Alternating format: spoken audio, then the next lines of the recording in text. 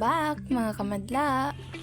Beautiful day to start my business. Pinilisan ko na nga lang yung lakad ko dito mga kamadla dahil umiiyak na yung bata. Hindi ko alam kung anong meron kasi hindi naman ako totally na isang marites.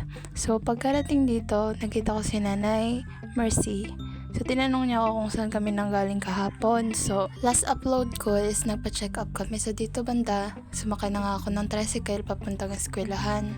Ginawa ko tong video na to para turuan din kayo maging isang mabuting estudyante, gaya ko. So, nandito na nga. So, unang tip para maging isang mabuting estudyante is kung alam mo, tapos na kayo sa isang lesson or 1 to 3 lesson, kahit walang announcement, palagiin mong mag-study. Pansin nyo, yung mga teacher, mahilig sila sa surprise quiz. So, kung mahilig sila sa surprise quiz, after nyong mag-quiz, surprisahin nyo rin sa mga score nyo. Para makakuha kayo ng mga ganitong award, kailangan nyo talagang magpursige. So, yan yung isa-isip nyo mga kamadla. Patuloy pa rin akong nagsa-study. Para mas mabilis yung pagsa-study mga kamadla is isa buhay nyo yung mga natutunan nyo at isa puso. Hindi naman sa pagiging cringe, pero ganyan din kasi yung mga ginagawa ko para mas mabilis kong matutunan yung lesson at mabilis kong maalala kapag may quiz na nga. So, dito banda, nagpahinga muna ako dahil masakit na yung ulo ko. Pahinga muna ako saglit, muni, tapos inaalala ko yung mga natutunan ko kanina sa pagsa-study. Memorize ko naman, pamuni-muni muna, then patingin-tingin sa paligid at kahanap ako ng electric fan dyan at nakita ko yung katabi ko. Akala ko yung seatmate ko si Jane pala, yung isa kong ka-row dahil bigla ako nagutom at nakita ko yung oras, lapit na pala magtanghalian. Bumalik ako sa kantin, bumili na lang ako ng ulam. Naglakad na nga ako papuntang kantin at hindi ako mabarkada ng tao. Kaya wag na kayo magtaka kung nag-iisa yan. May event yatang gaganapin. Gusto kong maupo dahil sa ganda pero wag. Dating ko sa kantin, isa na lang yung may sabaw. Marami namang ulam pero gusto ko kasi yung gulay dahil makapagpapahealthy rin ito ng katawan natin. At sabi nga ng mama ko, yung gulay daw is nakatutulong sa pag-iisip. Depende kung anong vitamina ang mabibigay nito sa'yo. Pagbalik ko sa classroom, ay agad akong kumain. Opo muna at kunin ang Tupperware ni Ina. Sitaw pala yung napili ko dahil may sabaw at saktong-sakto para sa mainit na panahon. Ako kasi yung tipo ng taong makakalimutin din. Palagi kong nakakalimutan bumili ng tumbler. Kaya wala akong tubig. Sabaw-sabaw na lang muna. Hindi na ako nakatiis dahil sobrang sarap ng sitaw. Kaya naisipan kong magkamay. Hindi naman siya totally kamay dahil may plastic at natapos na akong kumain kaya naligpit ko na.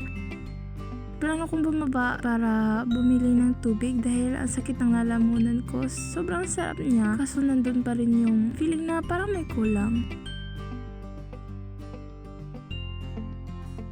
So, tingnan niyo naman yung tumbler. So, wala na siyang takip. At ito na nga, may cake na sa gymnasium para sa gagawing event. Tiwalang-tiwala sila sa gymnasium. May mga aso din at pusa dito, pero napapakain naman ng tama. Kaya siguro, tiwalang-tiwala talaga yung paaralan. Mababait kasi yung mga hayop. So, bumalik na ako sa classroom. Nagsimula na akong maglinis. Yung mga kasama ko dyan is kumakain pa sila. Kaya sinimulan ko lang maglinis dahil gusto ko nang umuwi. Wala kasi kaming pasok. Wala nang mga gagawin. Ganyang research. Sinimulan ko maglinis sa blackboard dahil ang alikabok na dulot ng chalk at nagwalis-walis na rin. Pagkatapos nilang kumain na agad naman silang tumulong kaya mas napabilis yung paglilinis. Silang isang mabuting estudyante dapat marunong kang maglinis sa paligid mo dahil nandyan yan sa card. Isa-isa nang nagdatingan yung mga kaklase ko at tumulong naman sila. Kaya mas napapabilis talaga yung paglilinis ng classroom. Iniiwasan ko rin talaga yung maglinis na ako lang mag-isa sa classroom dahil baka pag dumating si